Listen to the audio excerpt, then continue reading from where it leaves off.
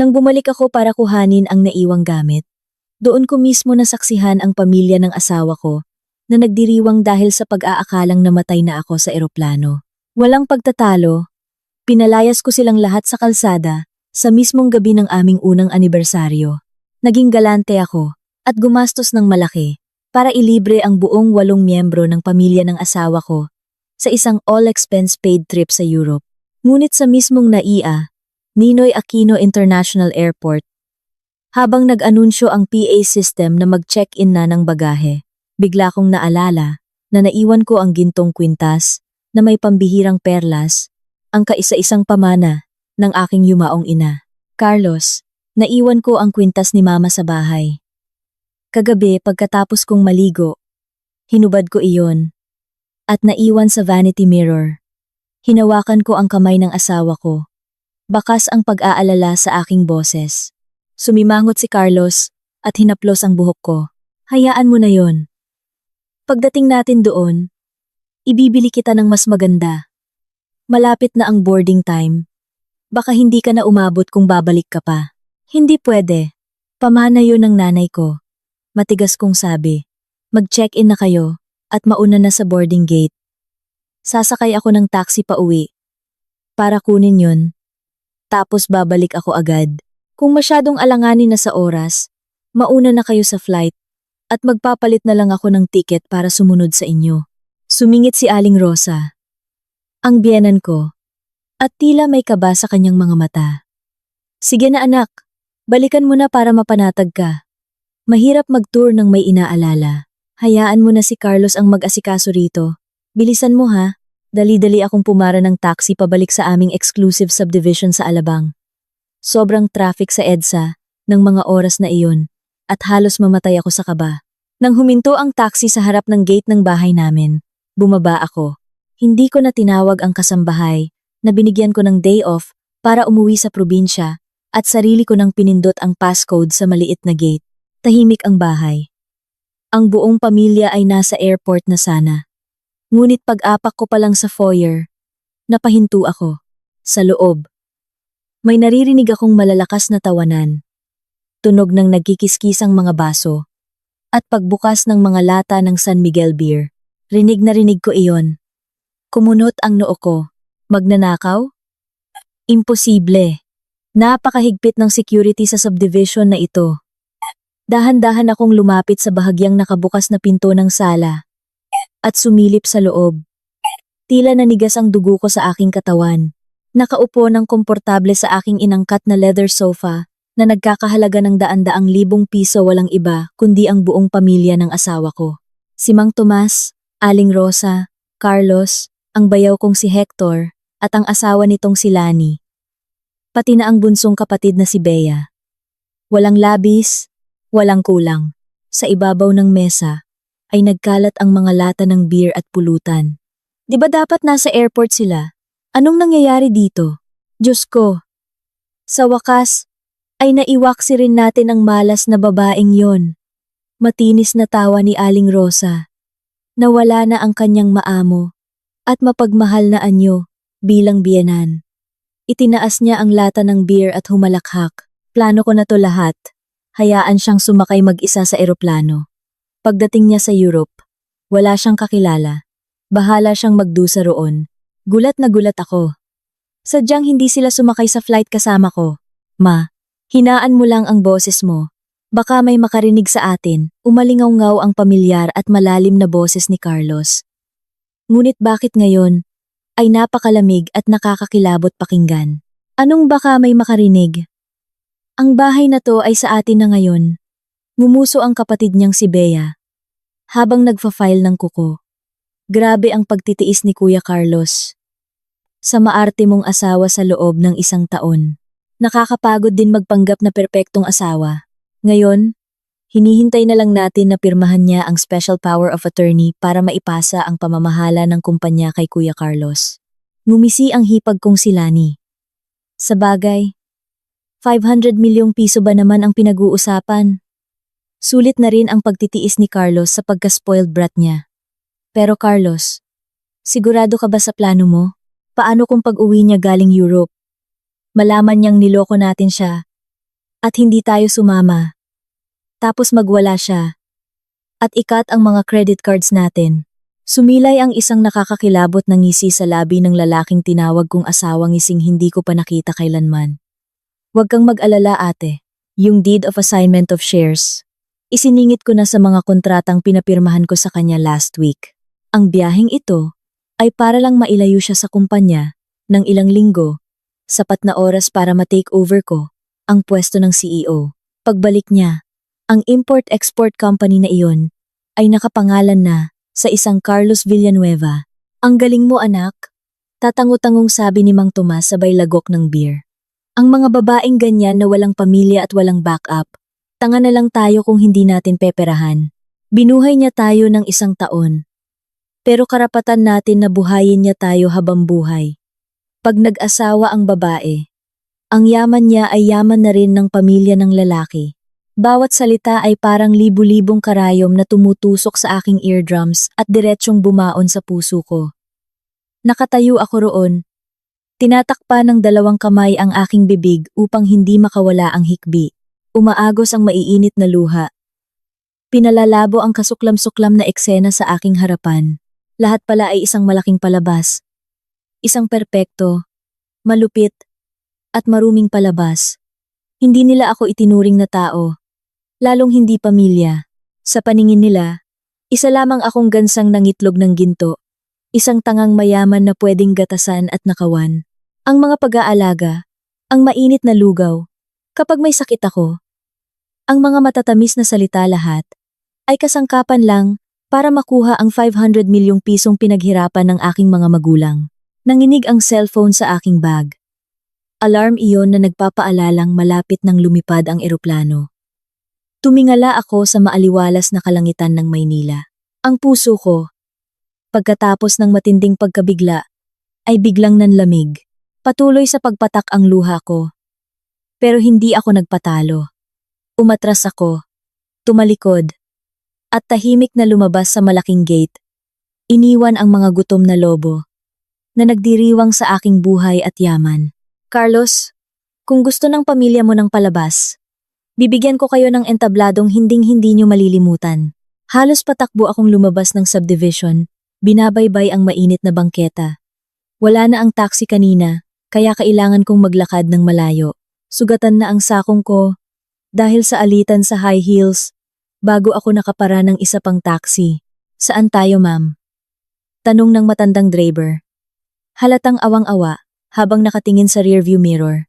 Dahil sa gulo-gulo kong buhok at mukhang puno ng luha. Kuya, dalhin niyo po ako sa isang hotel. Medyo malayo po sana, kahit sa Malate o Ermita. Pakibilisan po, parang awa niyo na. Naghahabol hininga kong sabi.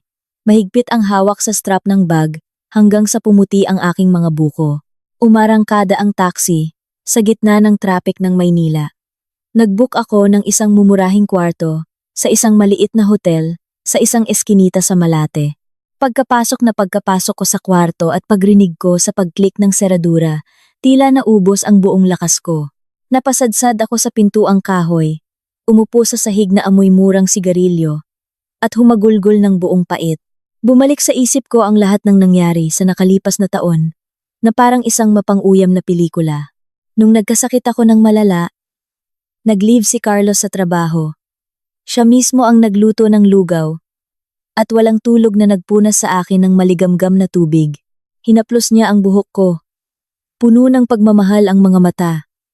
At sinabing, Ria, ikaw ang lahat sa akin. Wala na ang mga magulang mo. Mula ngayon, ako at ang pamilya ko ang magiging pinakamatibay mong sandalan. Nariyan din ang mga pagkakataong inaabutan ako ni Aling Rosa ng mamahaling vitamins na may kasamang malambing na habilin, o ang paglalagay ni Mang Tomas ng pinakamasarap na parte ng ulam sa plato ko. Si Bea na yumayakap sa akin at malambing na tinatawag akong Ate Ria. Lahat ay peke. Ang layunin ng buong pamilyang iyon ay ang dokumento para sa paglipat ng shares at ang 100 milyong pisong yaman ng mga magulang ko. Hindi nila ako minahal. Nag-aabang lang silang sipsipin ang dugo ko hanggang sa matuyo ako at itapon sa kalsada. Ang sinabi ni Carlos kanina, ang biyaheng ito ay para lang mailayo siya sa kumpanya. Nang ilang linggo, ay patuloy na umaalingaw-ngaw at sumasakal sa puso ko. Tila lasing akong tumayo, pumasok sa banyo, at naghilamos ng malamig na tubig para magising. Paglabas ko, kinuha ko ang remote, binuksan ang TV, at nilakasan ang volume upang tabunan ang sumisigaw na galit sa aking dibdib. Nasa kalagitnaan ng breaking news, ang GMA News. Lumabas ang news anchor, bakas ang matinding tensyon sa mukha, at mabilis na nagsalita. Flash report. Ayon sa impormasyong natanggap mula sa CAAP, ang flight PR-890 mula Manila patungong Paris, na naka-schedule sanang lumipad kaninang 10 AM, ay tuluyang nawala ng komunikasyon sa air traffic control, makalipas lamang ang 45 minuto. Nagbigay ng signal ang radar system na nakaranas ng matinding aberya ang eroplano habang dumadaan sa international waters. Kasalukuyan nang nagkasa ng search and rescue operations ang mga awtoridad, ngunit napakaliit ng tsansang may nakaligtas na pasahero. Nabitiwan ko ang remote at nabasag ito sa sahig. PR-890. Iyon ang flight na binayaran ko para sa buong pamilya ng asawa ko. At higit sa lahat, iyon ang eroplanong dapat ay sinasakyan ko. Parang sasabog ang ulo ko, at may malamig na kuryenteng gumapang sa aking gulugod. Kung hindi ako nagpumilit na bumalik para kunin ang kwintas ng nanay ko, kung sumunod ako kay Carlos at sumakay sa eroplanong iyon, isa na sana ako sa mga pangalang nasa listahan ng nawawala o namatay na umiikot ngayon sa ilalim ng TV screen. Isang nakakapanindig balahibong katotohanan ang bumayo sa akin. Sadyang hindi sumakay ang pamilya ni Carlos sa flight na iyon. Nagpanggap silang excited sa airport. Pinilit akong mag-check-in para itulak akong sumakay ng mag-isa habang naiiwan sila para nakawin ang yaman ko. May awa ang Diyos. Ang pagkakawan ko ng kwintas sa bahay ay hindi lang nagpamulat sa akin sa totoong demonyong anyo ng pamilyang iyon, kundi iniligtas din nito ang sarili kong buhay. Kinagat ko ang labi ko hanggang sa dumugo. Nalalasahan ko na ang alat at lansa ng dugo. Carlos, akala mo ba nanalo ka na? Akala mo ba kinampihan ng langit ang kasamaan mo? Pinunasan ko ang mga luha ko. Mula sa sandaling ito, ang mahina at bulag na si Maria Ria Mendoza, na naniwala sa ilusyon ng pag-ibig, ay namatay na kasama ng flight PR-890. Huminga ako ng malalim. Kinuha ang pangalawang cellphone mula sa aking bag. Ang teleponong ginagamit ko lang para sa internal affairs ng negosyo, kung saan walang numero ang pamilya ng asawa ko. Tinipa ko ang isang pamilyar na numero. Sinagot iyon makalipas ang 3 ring, at narinig ko ang humahagulgol at tarantang boses ng isang ginang. Hello, Ria? Ria, ikaw ba to? Kausapin mo ko, anak. Nanonood ako ng TV. Sabi nila, yung flight mo papuntang Paris.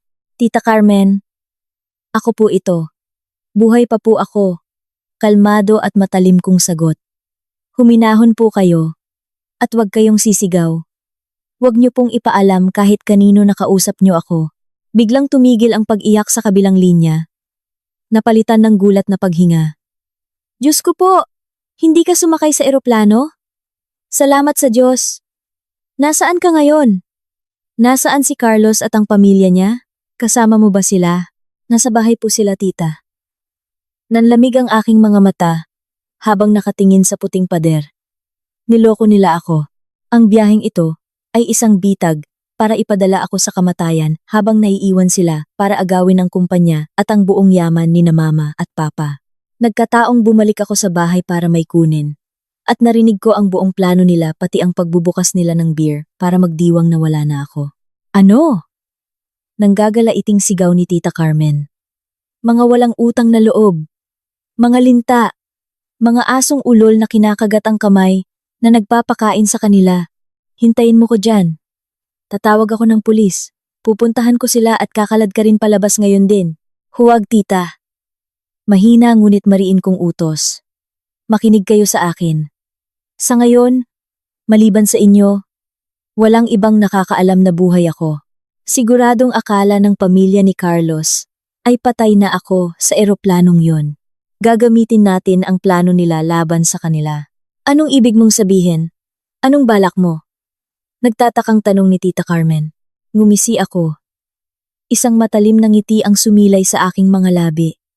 Gawin niyo po kung ano ang inaasahan nila. Magpanggap kayong nagluluksa na tita, na namatayan ng pamangkin. Gusto kong makita kung paano pag-aagawan ng mga buwitreng iyon ang bangkay ko. Kontakin niyo agad si Attorney Ramon.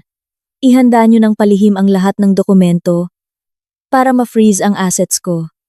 At ipacheck ang lahat ng legal authorization sa kumpanya.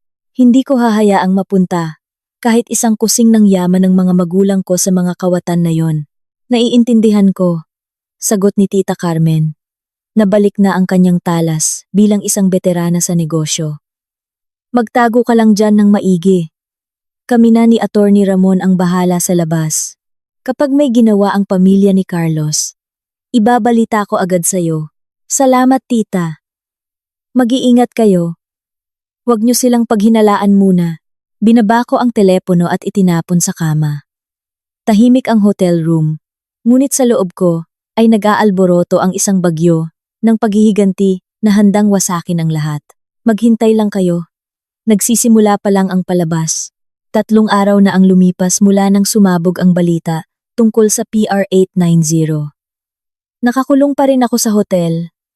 Walang kinakausap kundi si Tita Carmen. Sa labas, patuloy ang pag-ikot ng mundo. At sa townhouse sa exclusive subdivision na dati kong tinawag na tahanan, isang maruming drama ang nagaganap. Kinahapunan, ipinakita sa TV si Aling Rosa na nakatayo sa harap ng gate namin.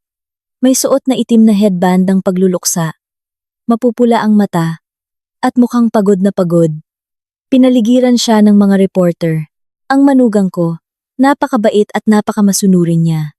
Siya na ang itinuring kong tunay na anak.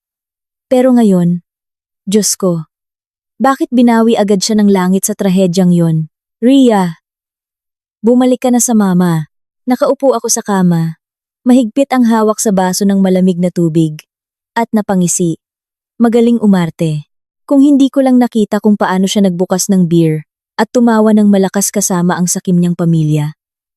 Baka naniwala pa akong nasasaktan siya talaga. Nag-vibrate ang phone ko.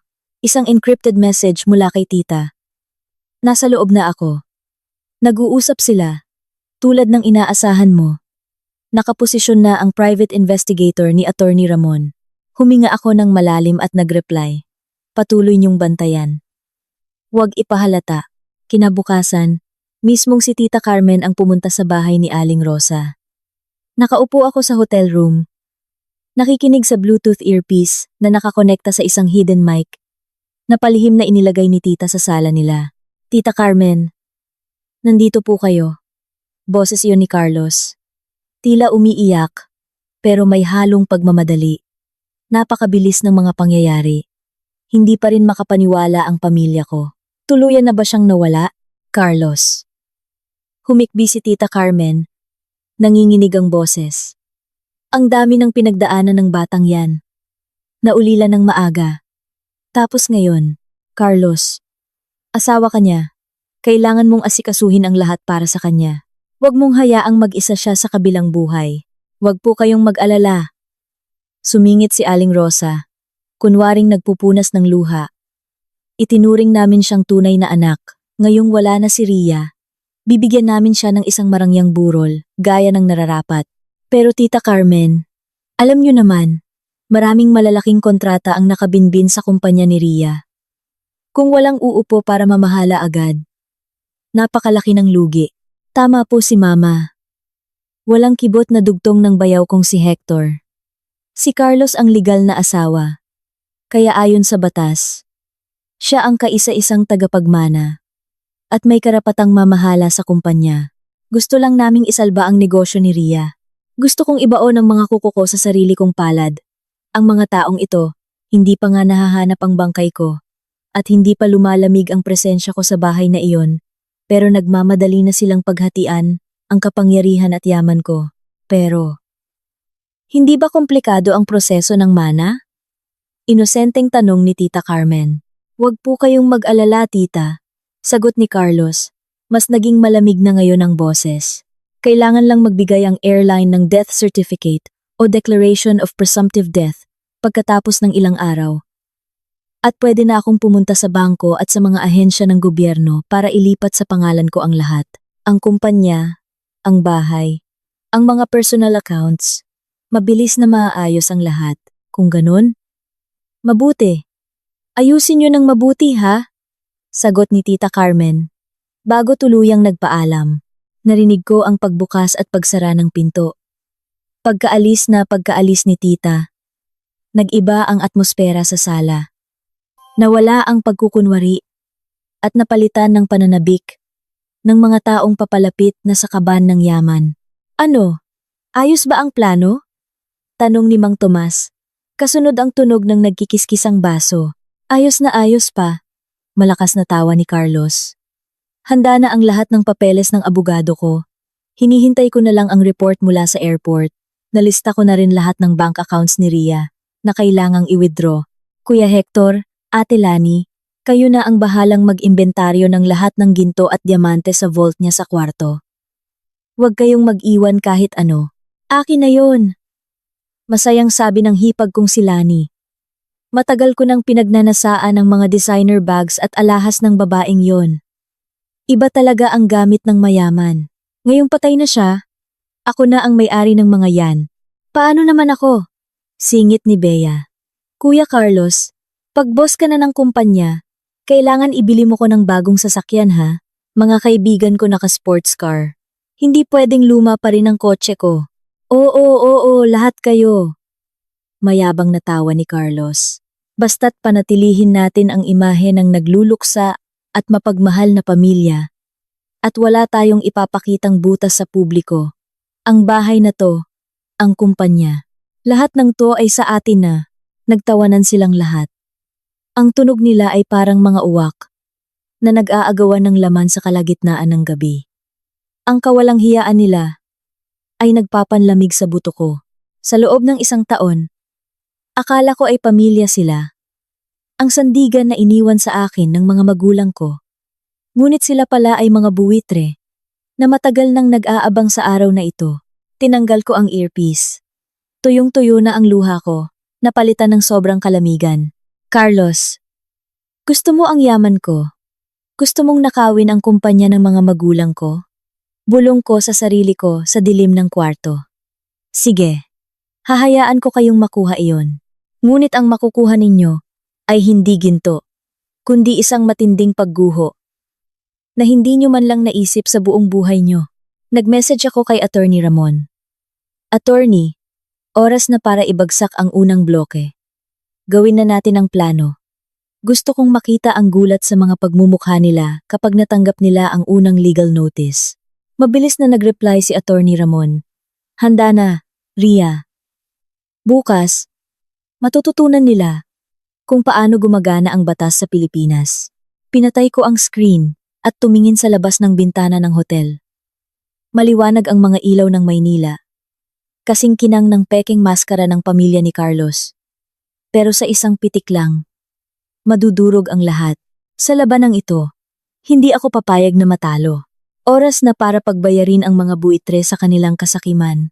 Pagsapit ng ika-4 na araw, mula nang sumabog ang balita tungkol sa trahedya, bumaba si Carlos mula sa makintab na Mercedes, na ako mismo ang bumili para sa kanya noong unang bahagi ng taon. Nakasuot siya ng mamahaling navy blue na suit, maayos ang buhok, at mayabang na pumasok sa lobby ng kumpanya ko sa Ayala Avenue. Sa pamamagitan ng security camera na nakalink sa laptop ko sa hotel, napangisi ako habang pinapanood ang lalaking nagmamalaking, perpektong asawa na tuluyan ng itinapon ang maskara ng pagluluksa. Dumiretso si Carlos sa main office, pumalakpak para patigilin ang mga empleyado sa pagtatrabaho. Good morning sa lahat. Malakas na sabi ni Carlos. Pinipilit magmukhang malungkot. Gaya ng alam nyo, ang asawa ko, ang CEO ninyong si Ria, ay naaksidente. Napakalaking dagok nito sa pamilya. Ngunit para hindi masayang ang pinaghirapan niya, simula ngayon, bilang kanyang legal na asawa at kaisa-isang tagapagmana, ako na ang formal na mamamahala sa kumpanyang ito.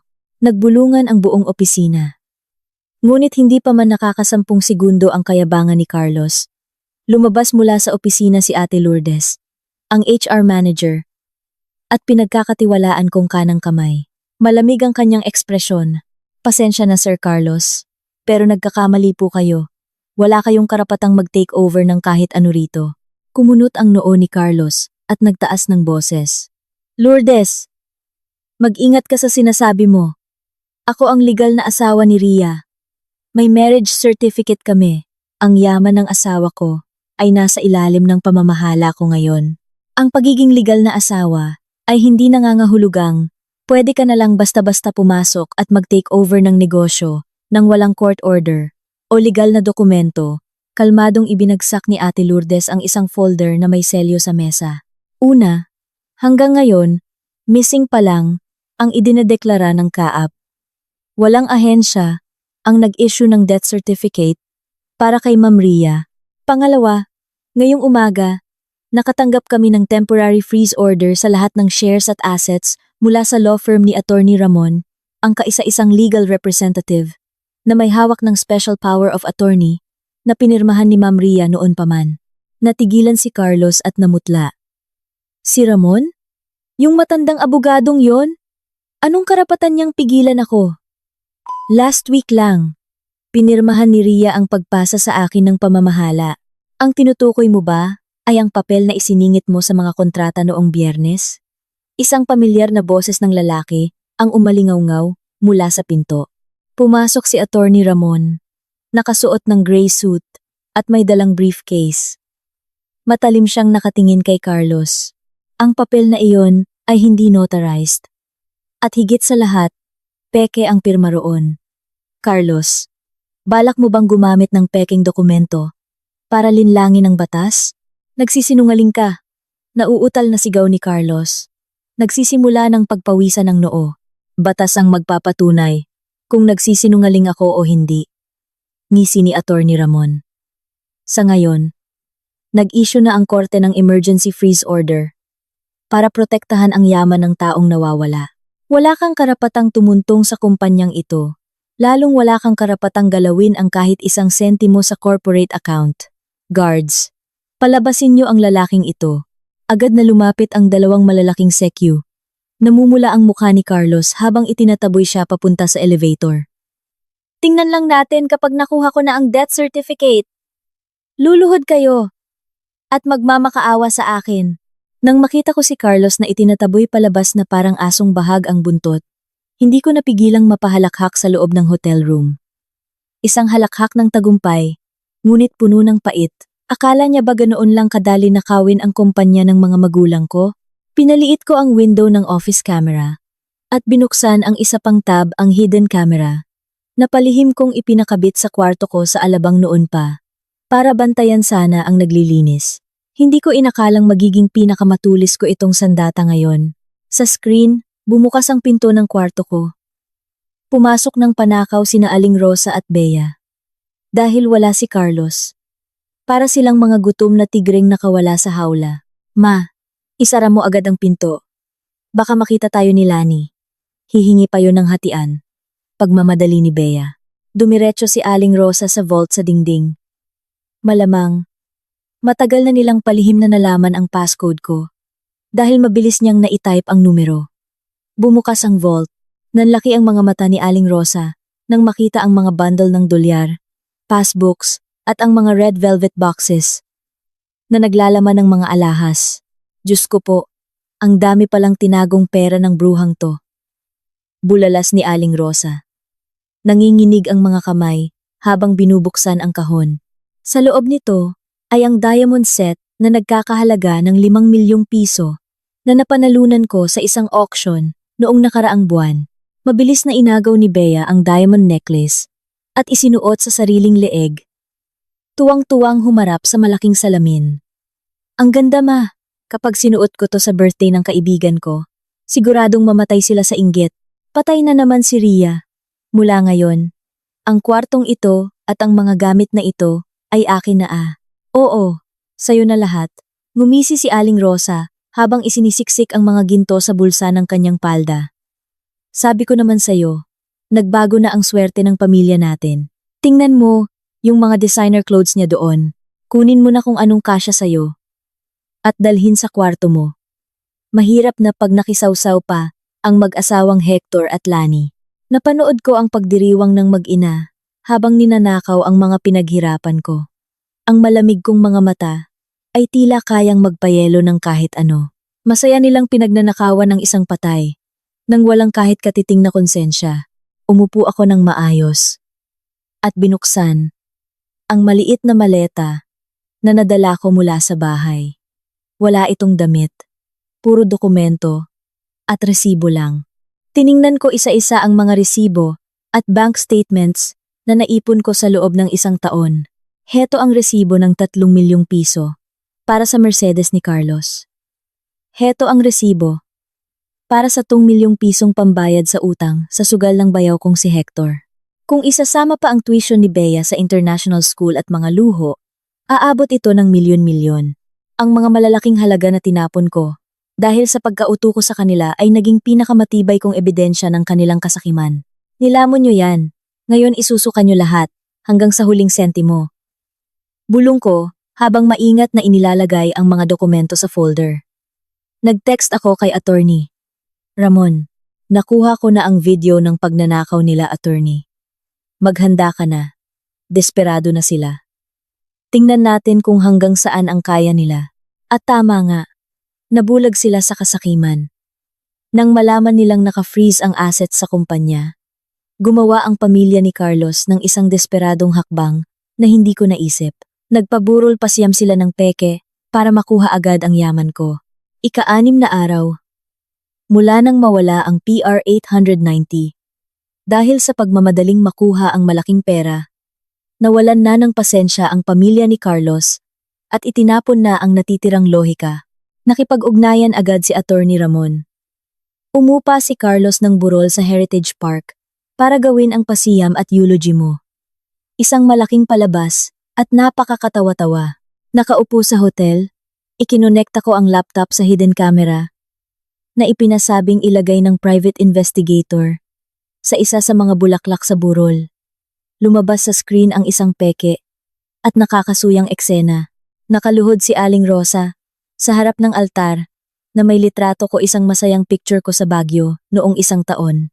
Umiiyak siya ng malakas, tumutulo ang luha at pilit na sinusuntok ang kanyang dibdib na parang nawawasak ang puso. Diyos ko po, Ria, napakabait mong manugang. Bakit mo kami iniwan ng maaga? Paano na mabubuhay si Carlos ngayon? Diyos ko, dumalo rin ang mga kamag-anak ni Carlos mula sa probinsya at ang mga tsismosang kapitbahay. Kawawa naman si Carlos. Ang ganda at ang yaman pa naman ng asawa niya, sabi ng isang kapitbahay habang nagpupunas ng luha. Narinig ko. Siya pa nagpondo nitong bahay nila sa Alabang. Ngayong patay na siya.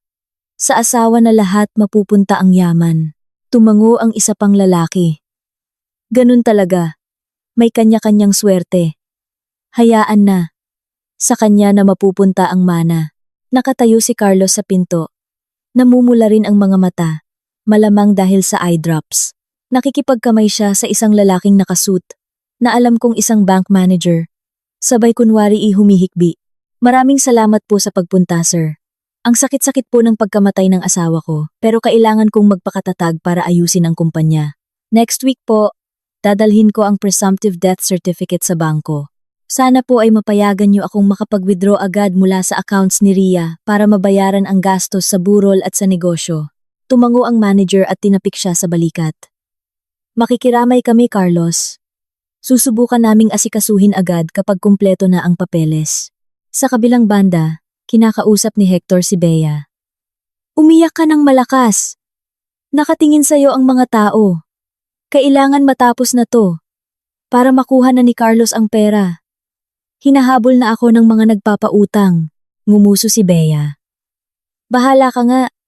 Naka-designer dress ako tapos luluhod ako. Baka magasgasan. Huwag mong kalimutang sabihin kay kuya na ibigay sa akin ang black card ni Ria, ha? Napatawa ako ng malamig. Ang bibilis ng mga galamay nila. Ang burol na ito ay hindi para gunitain ako, kundi isang stage para ipaalam sa mundo, sa mga negosyante, at sa bangko na biyudo na ako. At ako na ang may-ari ng 500 milyon. Pero lahat ng palabas ay may katapusan.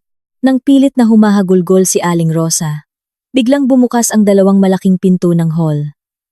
Tumahimik ang buong paligid nang pumasok si Attorney Ramon kasama ang dalawang assistant lawyers. Hindi sila nakaitim. Sa halip, may hawak na makapal na dokumento si Attorney Ramon. Nanginig si Carlos nang makita ang abogado. Mabilis siyang lumapit at bumulong. Anong ginagawa mo rito?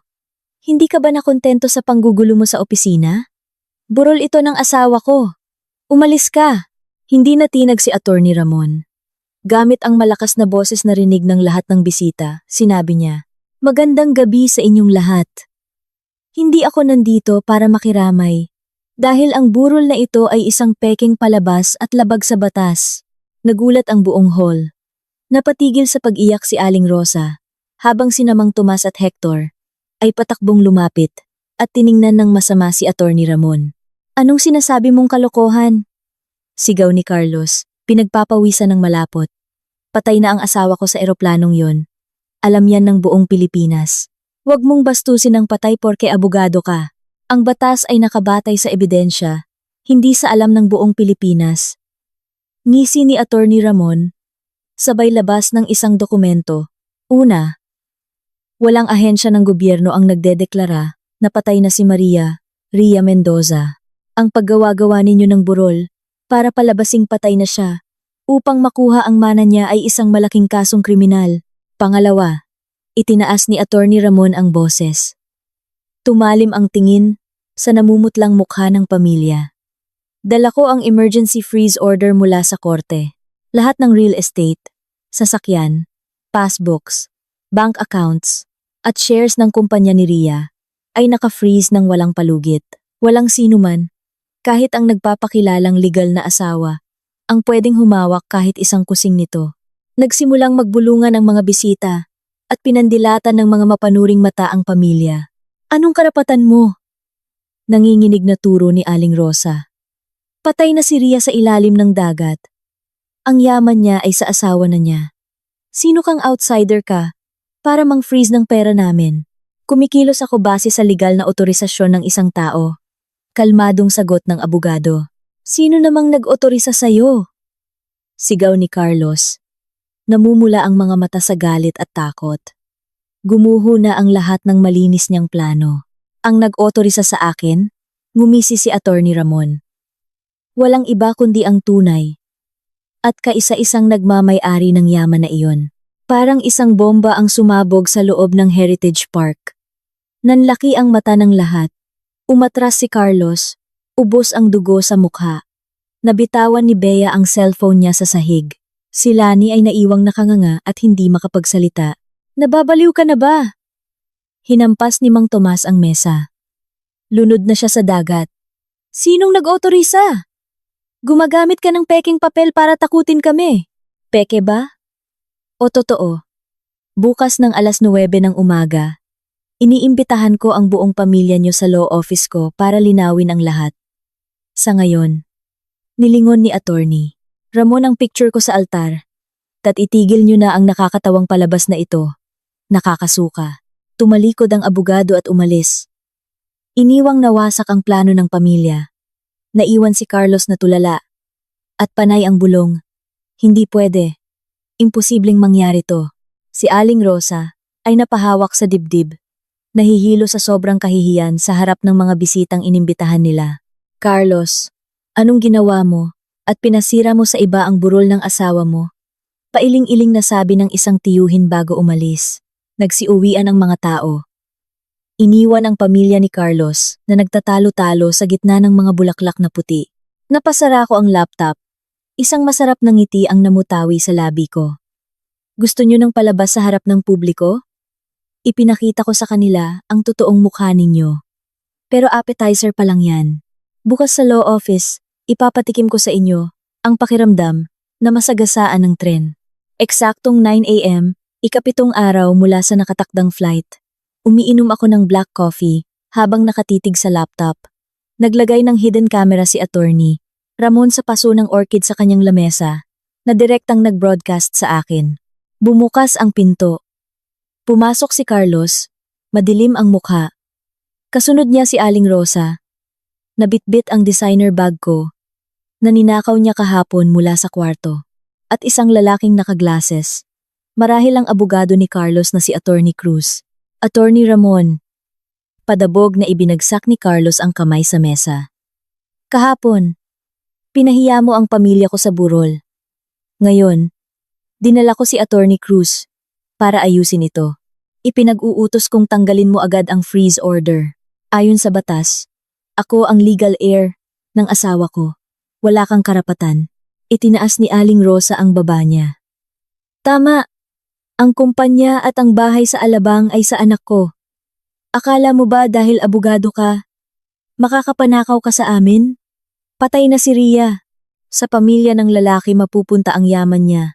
Ganyan ang batas simula pa noon. Inayos ni Attorney Cruz ang salamin niya at nagsalita ng mayabang. Panyero, ako ang legal counsel ni Carlos. Ayon sa Article 777 ng Civil Code, the rights to the succession are transmitted from the moment of the death of the decedent. At dahil walang huling habilin, ang asawa niya ang magmamana. Ang ginawa mong pag-freeze ng walang utos ng korte final judgment ay labag sa kapangyarihan mo. Pwede ka naming ipadisbar. Sa kabila ng pananakot nila, kalmadong uminom ng kape si Attorney Ramon. Ngumisi siya kay Cruz. Attorney Cruz, bago ka mag-lecture tungkol sa inheritance law, ginawa mo ba ang pinaka-basic na trabaho ng abogado? Na alamin kung patay na nga ba talaga ang iniiwanan ng mana? Kumunot ang noo ni Attorney Cruz. Anong ibig mong sabihin? Alam ng buong bansa na walang nakaligtas sa PR 890. Missing na ang status niya. Missing. Humalakhak si Attorney Ramon. Ang tawa niya ay umalingaw-ngaw sa buong kwarto. Binuksan niya ang drawer at inilabas ang isang folder na may selyo ng CAAP at ng airline. Ibinagsak niya iyon sa mesa. Idilat niyo ang mga mata ninyo. Ito ang opisyal na flight manifest ng NAIA. Kinuha iyon ni Carlos at mabilis na tiningnan ang mga nakasulat. Sumilip din si Attorney Cruz.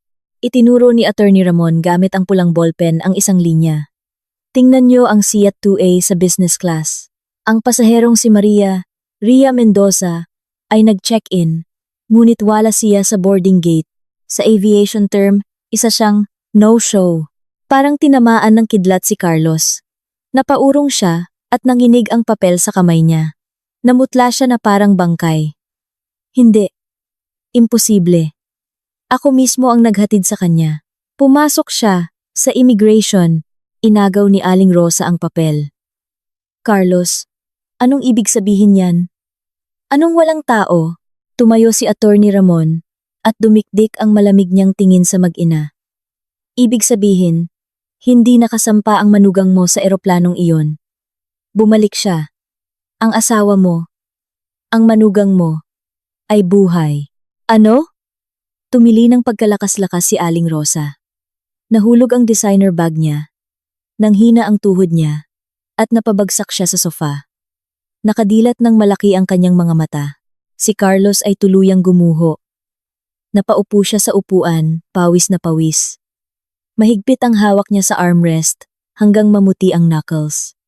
Ang kayabangan niya kanina ay nadurog. Napalitan ng sukdulang takot. Alam na alam niya. Carlos, niloko mo ako. Nagmamadaling inayos ni Attorney Cruz ang kanyang briefcase.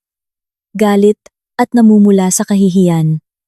Sabi mo patay na ang asawa mo. Sabi mo ikaw ang sole heir. Buhay pala siya at nagtayo ka ng peking burol? Kasong estafa at fraud yan. Hanggang dito na lang ako. Hindi ko ipagtatanggol ang manloloko. Tumakbo si Attorney Cruz palabas. Niloloko mo lang ako, di ba? Nanginginig na tanong ni Carlos kay Attorney. Ramon, parang nalulunod na naghahanap ng isasalba.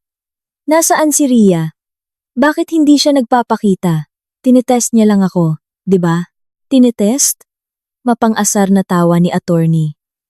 Ramon, akala mo ba may karapatan ka pang itest? Hindi siya nagpapakita dahil nandidiri siya sa pamilya mo.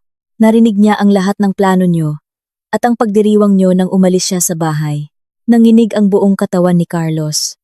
Tuluyan nang nawasak ang maskara niya bilang perpektong asawa. At ito ang huling regalo ni Ria sa inyo. Inihagis ni Attorney Ramon ang isa pang papel. Notice of Eviction. Iniuutos ni Ria na ang buong 8 miyembro ng pamilya niyo ay lumayas sa bahay sa Alabang sa loob ng 24 oras. At bawal kayong magdala ng anumang mamahaling gamit niya. Kung bukas ng 9 a.m. ay nandoon pa rin kayo, ipapakaladkad niya kayo sa mga pulis. Nang marinig iyon ni Aling Rosa, gumapang siya papunta kay Attorney Ramon at umiyak hindi na peke ngayon. Attorney, parang awa niyo na. Bigyan niyo ako ng numero ni Ria. Manugang ko siya. Isang beses naging manugang. Anak na rin. Hindi niya kami pwedeng palayasin sa kalsada. Carlos, lumuhod ka't magmakaawa. Kayo ang naunang walang hiya. Ngayon nagmamakaawa kayo? Malamig na iwinaksi ni Attorney Ramon ang kamay ni Aling Rosa. Umiikot na ang orasan. Makakaalis na kayo. Habang umiinom ako ng malamig na kape sa hotel, ramdam ko ang sukdulang saya sa aking dibdib. Ang sarap makitang nahuhulog sila mula sa tuktok ng kasakiman pababa sa impyerno ng kawalan ng pag-asa. Masarap ba? Mahal kong asawa. Biglang umilaw ang phone ko. Tumatawag si Carlos. Ngumisi ako. Pinindot ang record button. At sinagot ito. Ngayon magsisimula ang totoong laban. Ria. Ria. Ikaw ba to? Kausapin mo ako. Basag at umiiyak ang boses ni Carlos. Kung hindi ko alam ang totoo, baka naniwala akong umiiyak siya sa tuwa. Magaling siyang umarte. Baka pati sarili niya ay napaniwala niya. Kalmado akong sumagot. Nakikinig ako, Carlos. Diyos ko, ikaw nga, buhay ka. Sigaw niya, kunwaring tuwang-tuwa. Nasaan ka? Baliw na ako sa pag-aalala, Ria. Bakit hindi ka sumakay? Bakit hindi ka tumawag? Umiyak kami ng dugo ng pamilya ko dahil sa pag-aalala. Ilang gabi akong walang tulog. Napahalakhak ako ng matalim. Baliw na baliw sa tuwa na buhay ako o baliw na baliw dahil ang gatasan mong baka ay biglang nabuhay. Natigilan siya ng 3 segundo. Ramdam ko ang kaba niya. Ria, anong ibig mong sabihin? Baka na-trauma ka lang sa nangyari. Sabi ni Attorney. Ramon, pina-freeze mo daw ang yaman mo at papalalayasin kami? May mga aswang nag-aaway. Pero pinag-uusapan yan. Umuwi ka na. Naghihintay kami. Pamilya. Nanggagalaiti kong idinura ang salitang iyon. Ang pamilyang ginamit ang biyahe para ipadala ako sa eroplano. Habang nagbubukas ng beer para magdiwang, akala mo ba uto-uto pa rin ako at madadala sa matatamis mong salita? Biglang nagkagulo sa kabilang linya. Inagaw ni Aling Rosa ang telepono at tumili. Nawala na ang maamong mukha na ginamit niya sa burol. Hoy! Bruha ka! Buhay ka naman pala! Bakit nagpapadala ka ng abogado para sirain ang bahay na to? Nagpanggap kang patay para iset up kami. Wala kang utang na loob. Kapag tumuntong ka sa bahay na to bilang manugang ko, ang yaman mo ay yaman din ng pamilyang ito. Sabihin mo sa abogado mo na bawiin ang freeze order, kundi ipagsisigawan ko sa buong Maynila na napakasama mong manugang. Inilayo ko ng kaunti ang telepono sa tenga ko. Hinayaan siyang sumigaw, saka sumagot. Rosa, hindi na uso ang panahon na ang manugang ay alipin ng pamilya ng lalaki. Ang bahay na tinatayuan mo ay galing sa magulang ko. Ang kinakain mo, sinusuot mo. At ang pambayad sa utang sa sugal ng anak mong si Hector ay pera ko. Nakikitira na nga lang kayo. Akala nyo kayo na ang may-ari? Nakakadiri kayo? Walang hiya ka! Nauutal na sigaw niya. Hindi ako nambabastos, nagsasabi ako ng totoo. Putol ko sa kanya, matalim ang boses ko parang kutsilyo. Kanina lang, ninakaw mo ang ginto at mga diamante ko sa vault, di ba? Ang hawak mong designer bag kanina, akin yun. Nakunan ko lahat sa CCTV. Sige, isigaw mo sa buong Maynila, ipapadala ko ang video ng pagnanakaw ng biyenan. At hipag ko sa mga TV networks para makita kung sino ang mapapahiya. Akin na yon. Inagaw muli ni Carlos ang phone. Nawala na rin ang pagpapanggap niya. Lumabas na ang tunay na demonyo sa kanya. Ria, huwag kang sumobra. Dahil ba may pera ka, minamaliit mo na pamilya ko? Sa loob ng 1 taon, nagpakababa ako at nagpanggap na sunod-sunuran para mapasaya ka. Akala mo ba napakagaling mo? Kung hindi dahil sa akin nung namatay ang magulang mo, mabubuhay ka ba? Ngayon tatalikuran mo kami at nanakawin ang pinaghirapan ko? Napatawa ako ng malakas, pero walang luha. Pinaghirapan? Ang pinaghirapan mong umarte para makuha ang 500 million ko at palihim na pekein ang pirma ko sa pag-transfer ng shares? Kinuha ko ang iPad at na-play ko ang audio recording galing sa mic na nilagay ni Tita Carmen. Itinapat ko ito sa telepono. Diyos ko. Sa wakas, ay naiwaksi rin natin ang malas na babaeng yun. Plano ko na to lahat. Narinig ang boses ni Aling Rosa. Ang biyaheng ito ay para lang mailayo siya sa kumpanya. Pagbalik niya, ang kumpanyang iyon ay nakapangalan na sa isang Carlos Villanueva. Umalingaw-ngaw ang boses mismo ni Carlos. Nanlamig sa pananahimik ang kabilang linya. Siguradong namumutla na si Carlos ngayon. Hindi niya inaasahan na na-record ko lahat ng masasamang plano nila. Ano? Maganda bang pakinggan ang sarili mong boses? Tanong ko. Ria. Magpapaliwanag ako. Hindi yan tulad ng iniisip mo. Natataranta na siya. Nanginginig ang boses. Alam niyang wala na siyang lusot sa batas. Wala nang paliwanag, putol ko. Ang annulment papers natin, ipinasa na ni Attorney Ramon sa korte. Lahat ng pera at resibo na ginastos ko sa inyo, idedemanda ko at babawiin ko lahat. At tandaan mo ang utos ng korte. Bukas ng 9 a.m., lalayas ang pamilya mong palamunin sa bahay ko. Subukan niyong manatili. Ipapahagis ko kayo sa mga pulis na parang basura. Ria, hindi mo pwedeng gawin to. Nagmamakaawa ako. Sigaw ni Carlos sa matinding desperasyon. Ang pagmamahal ko sa'yo, Carlos, ay namatay na kasama ng flight PR-890. Mula ngayon, ang kaisa-isang makukuha mo sa akin ay parusa ng batas. Pinatay ko ang tawag. Bumalik ang katahimikan sa kwarto. Ang pusong dating nasasaktan, ngayon ay tumitibok ng malamig at matatag. Oras na para kunin ko ang lahat ng inasam ng mga buitreng iyon. Eksaktong 9 a.m. kinabukasan, sa kabila ng babala ni Attorney Ramon. Nagmatigas pa rin ang pamilya ni Carlos, sa bahay ko, sa Alabang. Marahil inisip nilang kapag gumawa sila ng iskandalo, dahil businesswoman ako na inaalagaan ng imahe, ay pagbibigyan ko sila. Nagsimula ang dula-dulaan ni Aling Rosa. Sa harap ng malaking gate, nagsuot siya ng gusot-gusot na damit, ginulo ang sariling buhok, at naglupasay sa bangketa. Habang umiiyak ng malakas, kumuha iyon ng atensyon ng mga kapitbahay na nagjo-jogging at ng mga security guards ng subdivision. Diyos ko po, tingnan niyo, napakasama ng manugang ko. Nagpanggap siyang patay para lokohin kami. Ngayon nagdala siya ng abogado para nakawin ang yaman at palayasin kaming matatanda sa kalsada. Walang hiya, demonyo. Si Mang Tomas ay nakikisali rin. Pagsamang yaman niya nung kinasal sila. Porke may kapangyarihan siya. Papalalayasin niya ang pamilya ng asawa niya ng walang dala. Nasaan ang hustisya? Ang bait ng anak ko sa kanya. Tapos ito ang igaganti niya? Nagbulungan ang mga tsismosang kapitbahay. Naawa sila sa dalawang matanda, sa kabilang banda. Nakatingin ako sa monitor, sa hotel room. Ngumisi ako. Gusto niyo ng public sympathy?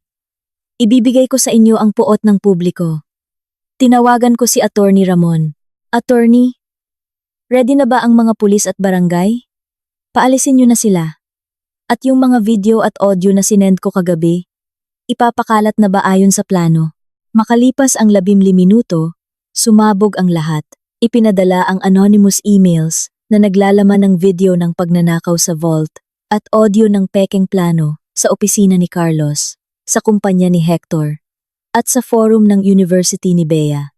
Ang subject ng email, ang tunay na mukha ng isang disenteng pamilya. Sa financial company ni Carlos, pinapanood ng mga katrabaho niya ang video at audio, kung saan tawa siya ng tawa na aagawin niya ang kumpanya ko.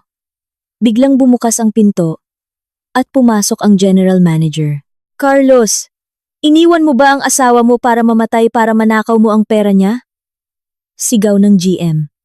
Tumawag ang kliyente sa bangko at ayaw makipag-deal sa isang manloloko at magnanakaw. Hindi nag-alaga ng kriminal ang kumpanyang ito. Kunin mo ang mga gamit mo at lumayas ka ngayon din. Boss, parang awa nyo na. Pag nawalan ako ng trabaho, wala na akong matitira. Pagmamakaawa ni Carlos. Lumayas ka. Itinulak siya ng boss. Tiningnan siya ng may pandidiri ng mga katrabaho niya bilang isang lalaking nabubuhay sa yaman ng asawa. Pero sobrang sama ng ugali. Sa isang sikat na coffee shop sa BGC, nagpapalambing si Bea sa kanyang mayaman na boyfriend. Biglang nag-vibrate ang phone niya. Kumalat na pala sa buong school forum ang video niya na sinusuot ang ninakaw kong diamante. Kinuha iyon ng boyfriend niya at napanood si Bea na sinasabing, patay na si Ria. Akin na to. Dumilim ang mukha ng mayamang boyfriend. Kinuha niya ang baso ng malamig na tubig at ibinuhos sa mukha ni Bea. Baliw ka ba? Bakit mo ko binasa? Tili ni Bea. Sira na ang makeup niya. Tingnan mo yung sarili mo. Inihagis ng lalaki ang phone. Magnanakaw ka pala. At walang kwentang tao. Sinuot mo pa yung alahas ng hipag mong kakamatay lang para ipagmayabang sa akin. Nakakadiri ka. Break na tayo. Hinding-hindi ako mag-aasawa ng isang magnanakaw at patay gutom. Umalis ang lalaki. Naiwan si Bea na humahagulgol sa hiya habang pinapanood ng lahat. Ganoon din ang nangyari kay Hector sa kumpanya niya. Nasuspend siya dahil sa iskandalo. Bumalik tayo sa bahay sa Alabang. Eksaktong 10:30 a.m. Dumating ang mga pulis at opisyales ng barangay. Ipinakita ni Attorney Ramon ang katibayan ng pagmamay-ari ko. Kayo po ay inuutusang umalis.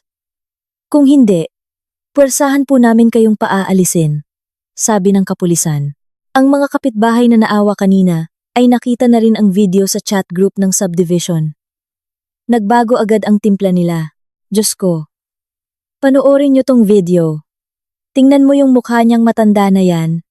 Ninanakawan ang manugang. Ang sama ng ugali. Sigaw ng isang kapitbahay sabay turo kay Aling Rosa. Totoo! Pinatira na nga sila, binuhay, bibilhan pa ng kotse. Tapos inilagay nila sa alanganin sa eroplano para makuha ang yaman. Mga walang hiya. Makapal ang mukha. Nang marinig iyon ni Aling Rosa, napuno siya ng matinding kahihiyan. Nanginig ang mga binti niya. At tumigil na siya sa pag-iyak. Si Mang Tomas ay napayuko. Itinapon ang sigarilyo. At tumakbo sa loob para mag-empake. Sakto namang dumating si Carlos mula sa taxi. Bitbit ang isang kahon ng gamit dahil kaka-fire lang sa kanya. Pagkakita niya sa pulisya at sa kuya at hipag niya, nabitbit ang mga lumang plastic bags na itinataboy sa gate habang minumura ng mga kapitbahay. Napaluhod si Carlos sa mainit na aspalto. Tinakpan niya ang kanyang mukha. Ang perpektong pamilya, napilit niyang itinayo para lokohin ako ay nagkapira-piraso. Ang puot ng publiko ang tumapos sa kanila. Ang kapalit ng kasakiman ay ang pagbawi sa lahat at pagbabalik sa kanila sa putik na dati nilang pinanggalingan. 2 buwan ang nakalipas. Ginanap ang pagdinig para sa annulment at division of properties namin ni Carlos sa Regional Trial Court. Pumasok ako sa korte, suot ang isang eleganteng puting suit, maayos ang buhok at mukhang matapang. Kabaligtaran ito ni Carlos na mukhang losyang gusot-gusot ang murang damit. Mahaba ang balbas at maitim ang ilalim ng mata. Walang abogadong gustong tumanggap ng kaso niya dahil sa tindi ng iskandalo. Your Honor, ang 3 milyon pambili ng Mercedes at 2 milyon para sa utang ni Hector ay ibinigay ng kusa ni Ria noong kasal pa kami. Hindi niya yon pwedeng bawiin. Pilit ni Carlos habang nakakapit sa stand. Tumayo si Attorney Ramon. Your Honor, heto ang mga bank statements na malinaw na nagsasaad na inutang ito ni Carlos. Bukod pa rito, dahil sa mga ebidensya ng pagnanakaw at pagpaplanong agawin ang kumpanya, at base na rin sa patunay ng psychological incapacity, Article 36, at panloloko, fraud, ng inaakusahan, Hinihiling po namin na bawiin lahat ng ninakaw nilang pera. Ang bawat ebidensya ay parang martilyo na dumudurog sa pag-asa ni Carlos. Makalipas ang ilang sandali, ibinaba ng hukom ang hatol. Iginagawad ang annulment sa pagitan ni Maria Mendoza at Carlos Villanueva dahil sa panloloko. Fraud. Walang karapatan si Carlos sa 500 milyong pisong yaman at kailangang ibalik ng pamilya ang 5 milyong pisong diamante at mga ginto. Bukod doon, ika-garnish freeze ang anumang account ni Carlos upang mabayaran ang 5 milyong pisong utang niya sa akin. May bisa agad ang hatol. Napabagsak si Carlos sa upuan. Nawala na ang lahat sa kanya at naiwan pa siya sa bilyon-bilyong utang at sirang pangalan. Paglabas ko ng korte, hinabol ako ni Carlos. Ria, alang-alang sa 1 taon nating pagsasama, pakiusap, ibigay mo na yung utang na 5 milyon. Tinanggal ako sa trabaho. Kinuha ang kotse. Nakatira na lang kami sa isang bulok na apartment. Parang awa mo na. Huminto ako. Pinag-cruise ang mga braso. At tiningnan siya ng malamig. Kayo ang nagputol ng sarili niyong daan. Nung umiinom kayo ng beer at pinapadala ako sa eroplanong yon, naisip niyo ba ako? Masyadong mahal ang 500 milyong piso. Carlos, hindi mo afford. Tinalikuran ko siya at sumakay sa naghihintay kong sasakyan. Iniwan siyang tulala sa ilalim ng mainit na araw. Samantala, sa isang masikip at binabahang squatters area sa Tondo, sa isang 15 square meter na kwartong may bubong na yero, siksikan ang 8 pamilya ng asawa ko kasama ang 2 maingay na bata. Sa gitna ng 38 degrees na init at amoy ng kanal. Paano tayo mabubuhay sa ganitong init? Bulyaw ni Hector sabay sipa sa sirang electric fan. Kasalanan mo to, Carlos. Ang tanga mo. Nahuli pa kayo ni Ria. Ngayon, hinahabol ako ng mga nagpapautang sa sugal.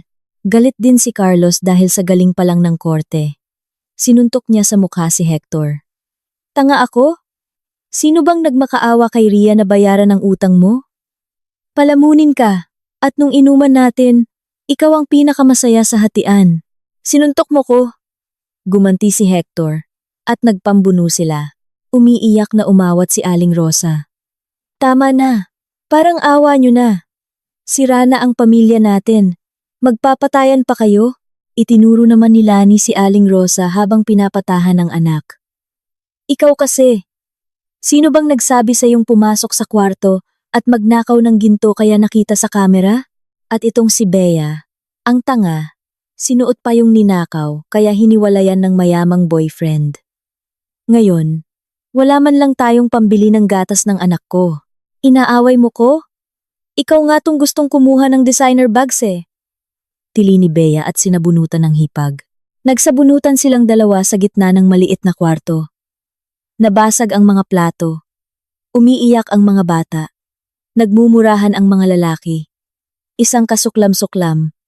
At malungkot na eksena. Si Mang Tomas ay nakaupo lang sa sulok. Tahimik na naninigarilyo. Habang pinapanood ang pamilya niyang nagpapatayan. Na parang mga asong ulol. Mula sa magandang buhay na ibinigay ko, ibinagsak sila ng sarili nilang kasakiman sa pinakamababang uri ng lipunan. Nakaupo ako sa opisina sa Ayala. Pinapanood ang mga sasakyan sa ibaba habang umiinom ng mainit na salabat. Ngumiti ako. Karma ang tawag dyan. Ang pinakamasakit na parusa ay hindi kamatayan, kundi ang hayaan silang mabuhay na walang-wala at sirain ang isa't isa sa kahirapan. Nanalo ako. Isang maaraw na umaga sa Maynila. 3 buwan matapos ang flight PR-890. Huminto ang sasakyan ko sa tapat ng kumpanya ko sa Makati. Bumaba ako suot ang light blue na business dress at may malaking ngiti sa labi. Pagkapasok ko sa lobby, nagpalakpakan ang lahat ng empleyado. Lumapit si Ate Lourdes, maluha-luha. Ma'am Ria, sa wakas, bumalik din kayo. Nung pumasok dito si Carlos. Gusto ko siyang sapakin. Niyakap ko siya. Salamat Ate Lourdes sa inyong lahat. Hindi niyo iniwan ang kumpanya ni na Papa at Mama. Simula ngayon, nagbabalik na si Ria. Babangon tayo. Noong weekend na iyon, bumalik kami ni Tita Carmen sa bahay sa Alabang. Inalis na ng pulisya ang barricade. Tahimik at malungkot ang bahay. Tiningnan ko ang leather sofa, kung saan sila nagdiwang. Anong gagawin mo sa bahay na to, anak? Tanong ni tita. Ibebenta ko, tita. Mabilis kong sagot. Kahit palugi, ibebenta ko. Gusto ko nang burahin lahat ng alaala ng mga basurang tao na yon. Tama yan, sang-ayon ni tita. Bumili ka ng mas magandang bahay. Kung ang puso ng mga tao ay masama, wala ring kwenta ang magandang feng shui ng bahay. Pagkalipas ng 1 linggo, nabenta ang bahay at bumili ako ng isang bagong mansyon sa Forbes Park. Dinala ko si Tita Carmen para doon na tumira, dahil siya na lang ang tanging kapamilyang pinagkakatiwalaan ko. Isang hapon, dumalaw si Attorney Ramon, dala ang makapal na dokumento para sa aking last will and testament. Bata ka pa, Ria. Nakakapagtakang gumagawa ka na ng huling habilin. Sigurado ka ba rito? Tanong niya. Ngumiti ako at tiningnan ang papel. Pagkatapos ng flight PR-890, na-realize ko na maikli lang ang buhay. Kahapon andito ka, bukas wala na. Ang natutunan ko, kapag hindi na protektahan ang yaman, magiging pagkain lang yan ng kasakiman. Kung may mangyari sa akin, 50% ay mapupunta kay Tita Carmen at ang 50% ay para sa foundation ng mga batang ulila na ipapangalan ko sa mga magulang ko. Walang kahit anong sentimo na mapupunta sa mga taong sakim. Napakabuti mo, Ria. Siguradong proud sa'yo ang mga magulang mo, ngiti ni Attorney Ramon. Pagkaalis niya, dumating ang dapit hapon. Naupo ako sa hardin ng bago kong bahay. Inabutan ako ni Tita Carmen ng isang tasa ng mainit na tsaa at sampaguita sa gilid. Inumin mo to para kumalma ka, anak. Tapos na ang bagyo. Pag-aalo niya. Ininom ko ang tsaa at pumikit. Pinakikinggan ang ihip ng hangin. Ilang buwan lang ang nakalipas. Inakala kong ako na ang pinakamalungkot na babae sa mundo nang itulak ako ng asawa ko sa kamatayan. Pero ngayon, nagpapasalamat ako. Salamat sa pagkakawan ko sa kwintas ng nanay ko noon. Salamat sa kasamaan nila na nagpagising sa akin mula sa ilusyon. Ang pera ay materyal na bagay lang, hindi madadala sa hukay. Ngunit habang buhay ka, ito ang pinakamalinaw na salamin para makita ang tunay na kulay ng mga tao. Huwag na huwag mong bibilhin ang pamilya gamit ang pera. At huwag mong hahayaang mabulag ka sa kasakiman, dahil maaaring matagal ang karma. Ngunit hinding-hindi ito nagkakamali. Bukas, sisikat ulit ang araw. At magsisimula ang pinakamagandang kabanata sa buhay ni Maria Mendoza.